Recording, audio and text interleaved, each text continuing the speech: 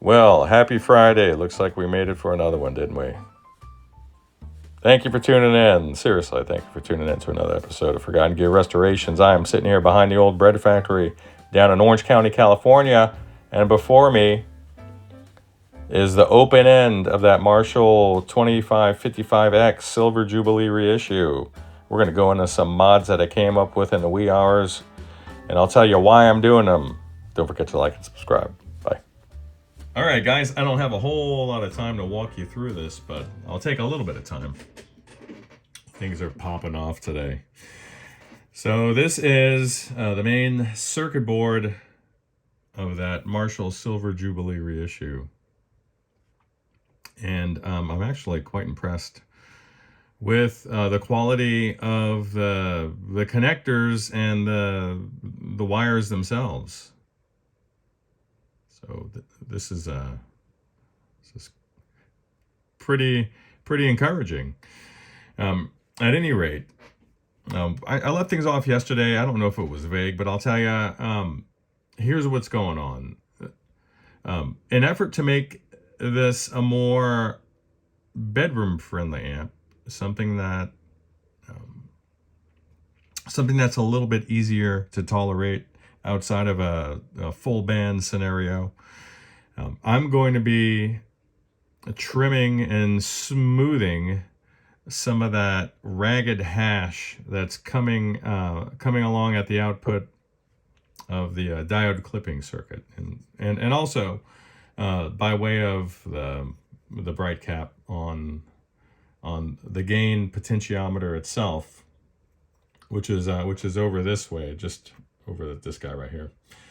And I'm not going to show you that part. That's there's basically two 1 nanofarad caps. This guy here is actually strapped across the diode clipping circuit's output, and its job is to basically round the corners on that sawtooth waveform that's just coming out of here. I say sawtooth, but that's how it sounds, but it's all square wave stuff. And it's going to round over those corners, but right now it's not doing that good of a job. The characteristic and fundamental tone of this amp is razor sharp attack, and it's got a ton of bite that you can't dial it out without dulling the amp. So what I'm going to do is take a conservative approach, because if I go too deep with this, then the balance between the two channels will be impacted for the worse. In other words, you won't be able to just switch over to the clean channel or from the clean channel without feeling compelled to start bringing up or down the treble or presence. And we want to, right now, it's really well balanced. The clean channel is beautiful. So I'm probably going to go 2.2 nanofarad or just 2, and I'll double this cap. And honestly, I'm going to leave a bright cap there on the gain potentiometer, but I'm probably going to double that one too. Maybe I'll go like 470 or something along those lines. Maybe I'll do that. So in essence, that's what we're doing here. And I'll tell you that I won't have a sound sample for you today, but I'll certainly have one for you at the beginning of the week.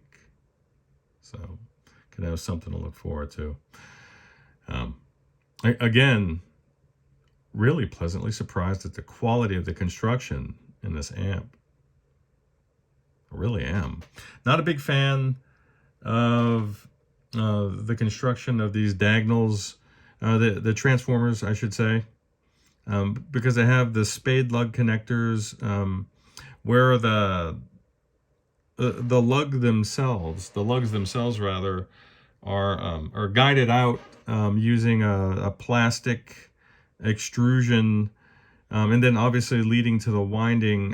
In past experience, I found that these are a bit of a hazard in that just the shock from handling the amp or transporting it over time can actually break the wire terminations there or break it within the winding. You're never going to find it again. It's like when a tendon, you rupture a tendon and it ends up snapping up one of your limbs. You're going to have to go in there and get it. So all that said, what I'm doing with this amp will not fundamentally change the DNA of it. Rather, it'll just change a little bit of the character. It will still be an unmistakably Marshall type circuit. It will be undoubtedly a circuit that won't be confused for anything else other than a Silver Jubilee, but it won't have the grating high end. And that grating high end, again, when this amp is at stage volume, all that goes away. All that stuff is compressed, and the amp is left with a very clear and present voice. And let me tell you, this thing cranked up through a 412 is just glorious.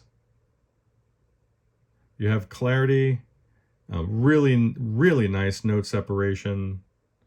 You have nice compression. It doesn't overdo it. And it's very tight for fast runs and palm muting. But it still feels liquid. So not many amps can pull that off. And this one does a superb job of it. So good job, Marshall.